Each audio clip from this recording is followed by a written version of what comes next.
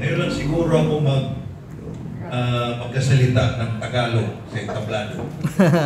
Sanay ako doon sa Waray.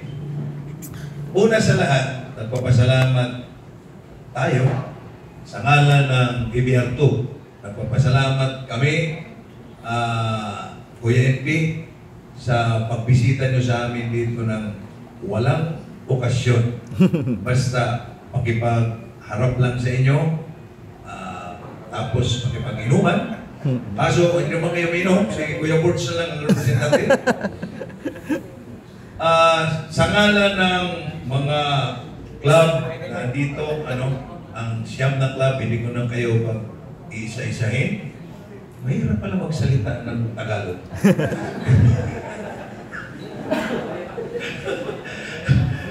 Maraming salamat at andito kayo at nagpakita kayo ng suporta kay Kuya NP. Si Kuya NP, Ronald, ang nakita ko na national president na hindi ka mag-alangan. Actually, hindi pa gaano matagal na nag-uusap tayo. Noon, nahihiya pa ako. So, mula kanina, nakita ko, matagal-tagal. So, nakita ko na hindi tayo, sabi pa, nagkamali ng pinili nung nakaraang halalan ng yung national elections natin noon. So, hindi tayo nagkamali ng pinili sa national president. Palakpakan ta si NP Dino Santos. Ang gusto lang namin iparating, NP, sa inyo, kung ano man yung gulo doon sa taas, wala kaming pakialam. Basta ang suporta namin sa inyo. Dahil naman dito sa picture ko na ito, kanina pa ito pinag-uusapan. Actually, si Maymay, sinend niya sa akin ito, na ito daw yung papagawa. Sabi ko, pwede ba tanggalin na lang yung picture ko? Kasi hindi ko alam kung saan nila kinuha ito. Bata pa ako nito. Si Kuya Solomon, siguro ganyan palang kalaki. Tingnan niyo yung bigote ko niya, nung itim na itim pa. So, mula kanina, yan ang napansin niyo. At least, napansin niyo yung picture ko. Pero dapat siguro, may nagsasunod, wala ng picture. Kasi dito sa tarpaulin, dapat iisa lang ang gwapo dito. Dapat si Kuya NP Ronald lang ang gwapo dyan. Nilagyan mo ng isang gwapo rin. Pero dalawa tuloy. So, hindi ko na ito tatagalan. Nagpapasalamat din kami na si Kuya Harris andito ngayon kahit alam natin na busy. Ako bang sinisi, bakit ngayon ko lang daw sinabi? Kasi, tinitingnan ko rin kasi yung schedule niya. Alam ko, kanina, kahit si Kuya Solomon, 7:30 pa lang, tumayo na. Pumunta na doon sa Kapitolyo. Kasi alas 8, kailangan na doon.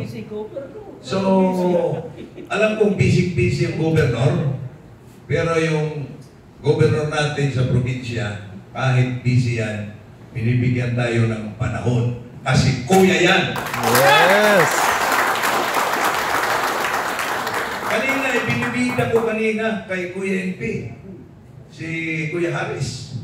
Ayan, si Kuya Harris, yung governor namin dito sa probinsya, dumaan yan sa proseso. Kaya, die hard na akilala. Dumaan yan kung paano mag-squat, mag-gulong-gulong. So, hindi ko na tatagalan nito dahil napansin ko yung dila ko ay pilipit na.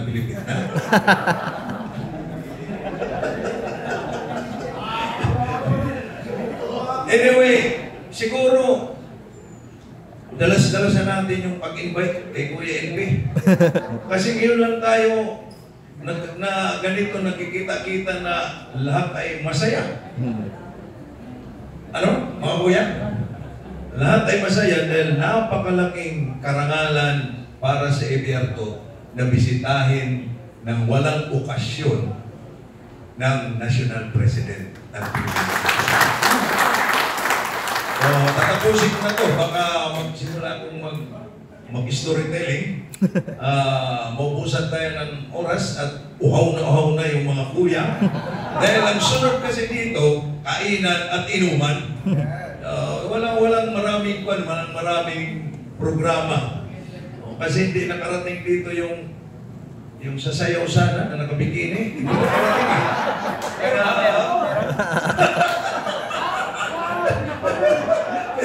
kaya inuman lang na tayo sa kainan.